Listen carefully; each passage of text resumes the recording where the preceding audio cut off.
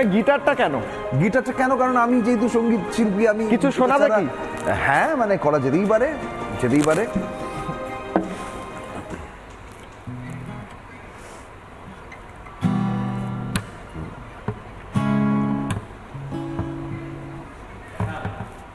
আমি ভারতীয়, শোনো হে শোনো, জেনে নাও এটাই আমার পরিচয়। বন্ধুর প্রয়োজনে বাড়ায় যে হাত, শত্রুর বিরুদ্ধে সে অস্ত্র ওঠায়।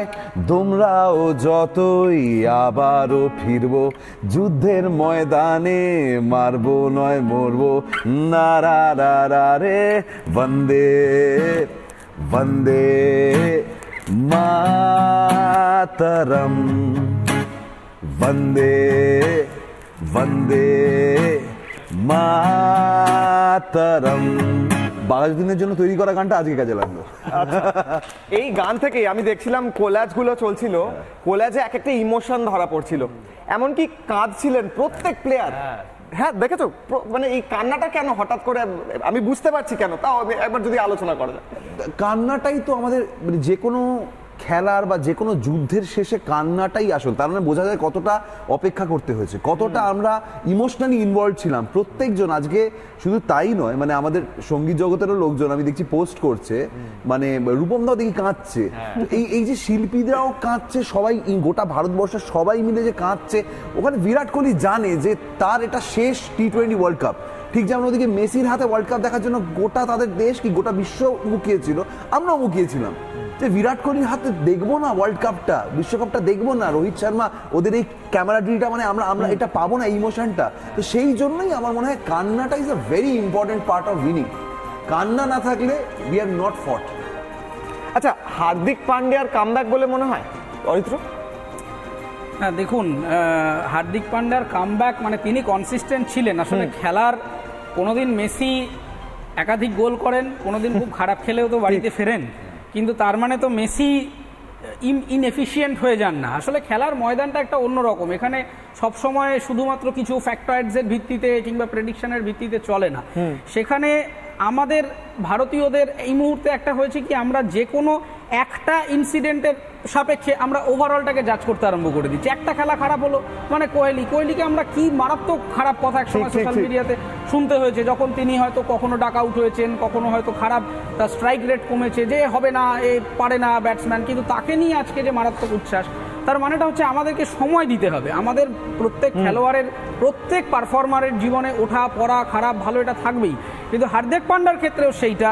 এবং তিনি যেভাবে যে সময় উইকেটগুলো নিয়েছেন সেটা খুব ইম্পর্টেন্ট। আপনি যদি কনস্ট্যান্ট দেখেন, যেটা রোহিত শর্মা কালকে একটা ইম্পর্টেন্ট কথা বলেছেন, যে আমরা কখনো কমফোর্টেবল ছিলাম না, দেয়ার ওয়াজ কনস্ট্যান্ট আ স্কোর বোর্ড প্রেশার। মানে আমি যখন লাস্ট দেখছি সেখানেও দেয়ার ইজ এ প্রবাবিলিটি যে ধরুন এই 16 রান বাকি, হয়তো আর একটা ওভারে, মানে ধরেই নেওয়া যাচ্ছে যে এটা কিন্তু উল্টো দিকে যে লোকটা রয়েছে সে কিন্তু খুব একটা দুর্বল নয়, সে কিন্তু ধরো যাক সাউথ আফ্রিকার মতো একটা টিম, সে কিন্তু করে ফেলতেই পারে। এই যে একটা লাস্ট মোমেন্ট, এমনকি লাস্টে যখন প্রায় 4 বল 3 বল বাকি, সেইখানেও প্রায় 11-এ নেমে আসছে রানটা, আমরা ভাবছি এটা 6 যদি মেরে দেয়, এটা 4 যদি মেরে দেয়, কি হতে পারে।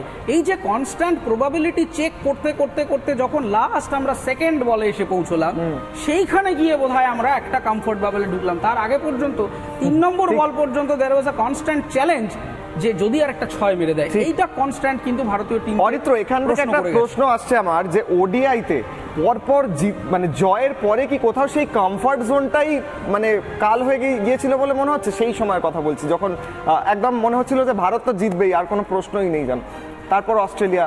দেখুন, ভারতবর্ষের টিম অ্যানালিস্টরাও সেটা খানিকটা এগ্রি করেছেন যে কোথাও গিয়ে হয়তো একটু ওভার কনফিডেন্স হয়ে গেছিল, কিন্তু সেক্ষেত্রে আমি বলবো যে ওই দিন ওডিআইতে যে ফেইলিয়ারগুলো হয়েছিল সেটা শুধুমাত্র কিন্তু ওভার কনফিডেন্সের জন্য নয়, কিছু ক্ষেত্রে আমাদের ফিল্ডিংয়ে একটা ম্যাসিভ ভুল হয়ে গেছিলো। এবং যেভাবে অপোনেন্ট, আপনি যদি অপোনেন্টের পারফরমেন্সটা ওডিআইতে দেখেন, সেখানে একটা ইমব্যালেন্স হয়ে গেছিল। অন্যদিকে যেভাবে এক একটা রান সেখানে চেক করে করে দেওয়া হচ্ছিল, এক একটা রান দেওয়া যাচ্ছিল না, সেইখানে ভারতের যে ফিল্ডিংটা ছিল সেটা কিন্তু কোথাও গিয়ে একটু লুজলি ছিল, মানে ওখানে আরেকটু চেকস অ্যান্ড ব্যালেন্স করা যেতে পারতো। কিন্তু এইখানে যেটা হয়েছে, এখানে না আপনি সাউথ আফ্রিকাকে দোষ দিতে পারছেন, না ভারতবর্ষকে দোষ দিতে পারছেন। মানে এই যে 7টা রান মাত্র, একটা ওয়ার্ল্ড কাপে মাত্র 7টা রানের গ্যাপের যে জয়, এবং উল্টো দিকের যে ভয়ঙ্কর টিম, মানে ওই লাস্টে সূর্যকুমার ক্যাচটার আগে পর্যন্ত আমরা কিন্তু মানে ওই ক্যাচটা না হলে হয়তো খেলাটা একটা অন্যরকম রেজাল্ট আসতে পারতো। ফলে ওই রকম একটা মুহূর্ত, ফলে ওডিআইতে ওভার কনফিডেন্স হয়তো একটা ফ্যাক্টর, কিন্তু একমাত্র ফ্যাক্টর নয়। সেখানে ওয়েদার ফ্যাক্টর,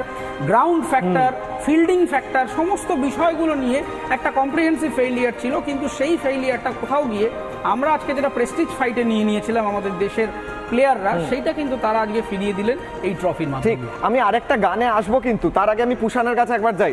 একবার মানে এই গানটা একটু লম্বা হতে হবে, কারণ দর্শকরা এক্সপেক্ট করছেন যে একটু লম্বা গান, মানে এত ছোট হলে ঠিক পোষাচ্ছে না, মানে ইয়ে হচ্ছে না, তৃষ্ণা মিটছে না, চাহিদা মিটছে না। আচ্ছা পুষান, ভারতের সফলতম বোলার হার্দিক 20 রানে 3 উইকেট নিলেন। গতকাল আমি পয়েন্ট লিখে রেখেছি, 18 রানে 2 উইকেট নিয়েছেন বুমরা, 20 রানে 2 উইকেট দিয়েছেন আর্শদীপ। ওই ক্যাচ, যে ক্যাচের কথা বারবার উঠছে, আমি আবারও বলছি, গতকাল যদি মানে টিম ম্যাচ তো বটে, সেটা বটে, কিন্তু অ্যানালিসিসের দিক থেকে একদিকে বোলার একদিকে ব্যাটসম্যানরা যদি থাকে, বোলারদের দিকে কি একটু পাল্লা ভারী? অবশ্যই, কারণ একটা লো স্কোরিং ম্যাচে মানে বোলারদের যেভাবে একত্রিতভাবে একটা অ্যাটাক তৈরি করতে হয়, এবং মানে ধরো বিট দেওয়া একরকম, আবার উইকেট টেকিং বল কিন্তু খুব রিস্কি হয়। মানে উইকেট টেকিং বল করতে গিয়ে যে 4 খাচ্ছেন 6 খাচ্ছেন, এটাও কিন্তু হয়ে যেতে পারে, কারণ ব্যাটসম্যানকে তখন খেলাতে হয়। তো আমার মনে হয় যে বোলারদের অবশ্যই এখানে কৃতিত্ব বেশি, কারণ তারা সেটাকে ব্যালেন্স করে মানে সেই ধরনের বল করেছে যে আমরা ব্যাটসম্যানদের আটকাচ্ছি এবং তারপর একটা উইকেট নিচ্ছি। কিন্তু যেভাবে মানে জমে গেছিল একটা পার্টনারশিপ, সেটা ভাঙা খুব ইম্পর্টেন্ট ছিল, যেটা ভাঙার পর একটা ইন্ডিয়া জিততে পারে এই আশার দিকে আমরা এগিয়ে গেছিলাম। মাঝখানে কিন্তু মনে হচ্ছিল যে খুব খুব মানে সহজ একটা টার্গেট আমরা সেট করেছি, সেটা প্রায় করেই ফেলছে। কোথাও গিয়ে মনে হচ্ছিল আশা ভাঙতে চলেছে, মধ্যখানে গিয়ে আমার তো একটা জায়গায় গিয়ে বন্ধ করে দিয়েছিলাম টিভি। না, আমরা বন্ধ করিনি, তবে এরকম হয়েছে যে আমার দাদা লাস্ট 5 ওভার বাথরুমে বসে খেলা কাটিয়েছে। এটা হয় নয় কি, কেউ এদিক থেকে ওদিক সেখান থেকে বেরোবে না, বাথরুমে থাকলে বাথরুমেই থাকো। হ্যাঁ একদম, এবার নড়বি না, উঠবি না, একদম। আমাদের তুই খেলি কেন? তুই এতক্ষণ খাচ্ছিলিস না, ঠিক ছিল, তুই খেলি কেন? খেতে দেওয়া যদি 6 হয় তাহলে খেতে থাক। হ্যাঁ, তুই থামবে না তুই। না, এটা আমাদের সুপারস্টিশন আছে, মানে কিছুই না, আলটিমেটলি সবাই আমরা জিততে চাই। হ্যাঁ, এবং কোথাও গিয়ে মনে হয় আমরাও সেটা করছি, একদমই তাই। পরের গানটা, আচ্ছা পরের গান বলতে এই পার্টিকুলার গানটা যদিও বুমারাং সিনেমার গান, আচ্ছা যদিও এটা যাদের আমরা ভালোবাসি তাদের নিয়ে গান, কিন্তু এই গানটা আমি টিম ইন্ডিয়াকে ডেডিকেট করতে চাই, কারণ তারা কালকে দেখিয়ে দিয়েছে ওয়ার্ল্ড চ্যাম্পিয়নশিপে তারাই অদ্বিতীয়। বুমেরাং সিনেমার গান আজ বুমরা এবং টিমের জন্য একদম। তুই, শুধু তুই, শুরু থেকে অবসানে, দুই চোখে তুই, আমার আদুরে অভিমানে, হাজারে হাজারে মুখ দেখি তোর মতো কেউ না রে, অদ্বিতীয় রে, অদ্বিতীয় রে, দুই নদী তুই খেয়ারে, অদ্বিতীয় রে, অদ্বিতীয় রে, দুই নদী তুই খেয়ারে, আয় রে আয়, যায় যে সময় ধরে নে আঙুল ভাঁজে, হায় রে হায়, ব্যথা সব ভুলে যায় তোর ছোঁয়া কাছে, হাজারে হাজারে মুখ দেখি তোর মতো কেউ না রে, টিম ইন্ডিয়া রে, অদ্বিতীয় তুই খেয়া রে বন্দে মাতরম বন্দে মাতরম বলো রে বন্দে মাতরম বন্দে মাতরম বন্দে মাতরম বলো রে বন্দে মাতরম। অসাধারণ, অসাধারণ, একদম পারফেক্ট। এইবার এই বন্দে মাতরম থেকে দ্রাবিড়ের জায়গাটা আসতেই হচ্ছে। আসি, দ্রাবিড়ের চোখটা মুখটা দেখছিলাম একদম শেষে। রাহুল দ্রাবিড় নিজে একজন লেজেন্ড, তার এই ম্যাচের আগেও লেজেন্ড ছিলেন, পরেও লেজেন্ড থাকবেন, কিন্তু এই ম্যাচটা তার ওই হ্যাটে আরো একটা পালক, নয় কি?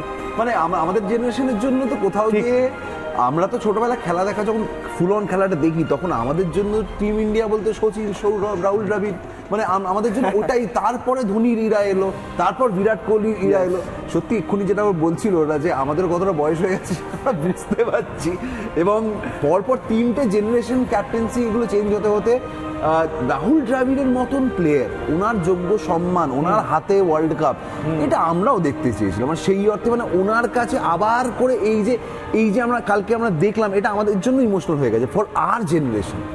মানে বিরাট কোহলির হাতে যেরকম সবাই আমরা মুখিয়েছিলাম যে দেখবো বিশ্বকাপটা, কাল রাহুল দ্রাবিড়ের জন্য আমরা অত্যন্ত কোথাও গিয়ে একটা শান্তি পেয়েছি। ঠিক।